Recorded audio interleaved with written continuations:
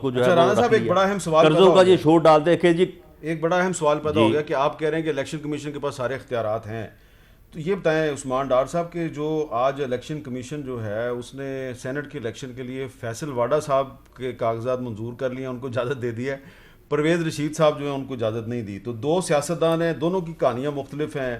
آپ کے خیال میں پرویز رشید صاحب جو ہیں وہ کہہ رہے ہیں کہ میں اپنے واجبات جمع کروا دیتا ہوں، تو ان کے ساتھ زیادتی نہیں ہوئی؟ دیکھیے میں سمجھتا ہوں پرویز رشید صاحب کے میں اوپر جو ان سے پہلے بات کر لینا، بیر صاحب پہلے ان سے بات کر لینے دینا، بیر صاحب یہ پہلے ذرا ان سے بات کر لینے دیں پلیز، آپ کی بڑی مہربانی. جی دیکھیں پرویز رشید صاحب تو ڈیفالٹر تھے بقول جو بھی سامنے حقائق آئے ہیں، ان کا کہنا جی میں پیسے دینے کے لیے تیار تھا، لیکن جو بھی وہاں شواہد موجود تھے ان کی روشنی میں جو بھی فیصلہ کیا گیا جس طرح فیصلہ ہوا ہے، اب میں اس پہ تو بحث نہیں کرنا چاہتا، لیکن یہی ساری چیزیں ہیں جو ہم بات کر رہے ہیں، جس کے اوپر آپ الیکٹورل ریفارمز کی بات کر رہے ہیں، دوسری چیزوں کی بات کر رہے ہیں، چاہے کوئی سینٹ کا الیکشن لڑنا چاہ رہا ہے اس کو کیوں روکا جا رہا ہے، یا جو پارلیمنٹ میں جیت کے الیکشن محنت کر کے الیکشن لوٹ لیا جاتا ہے اور دوسرا بندہ ووٹ چرا کے پہنچ جاتا ہے، تو یہ ساری چیزیں پھر ایک فورم ہے پارلیمنٹ کا، اس پہ ہم سب کو میٹ اپ کرنی چاہیے.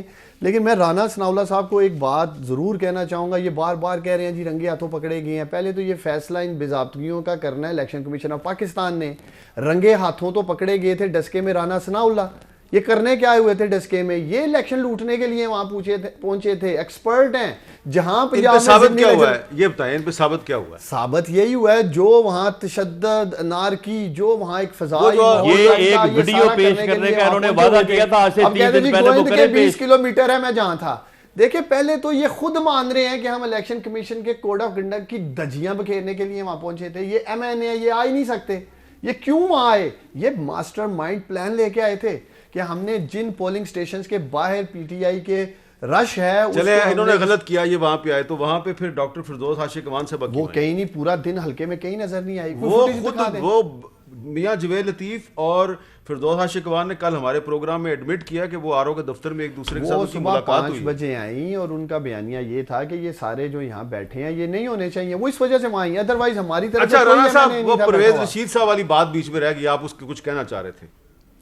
دیکھیں پرویز رشید صاحب کا کیس سمپل یہ ہے کہ ان کے ذمے کچھ ڈیوز تھے اور وہ ادا نہیں کیے تھے. انہوں نے ادا کرنے کے لیے انہوں نے جو ہے وہ باقاعدہ کراس چیک جو ہے وہ الیکشن کمیشن کے آفس میں بھی پیش کیے، لیکن ان کی سنوائی نہیں ہوئی.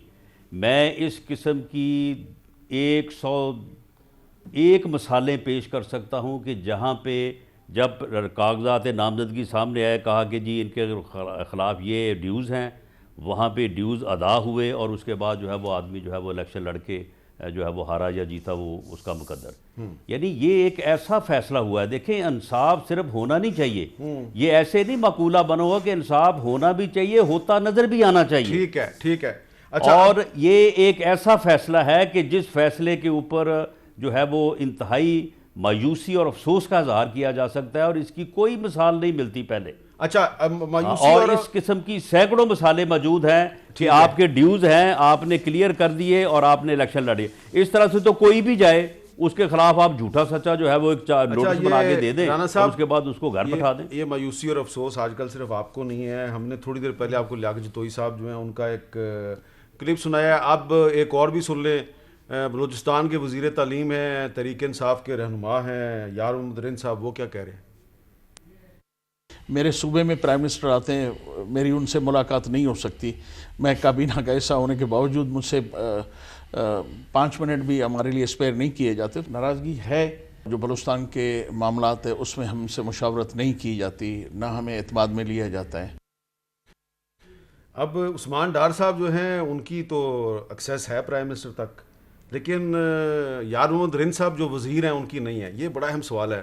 ڈار صاحب اس پہ بات کرتے ہیں آپ سے وقفے کے بعد.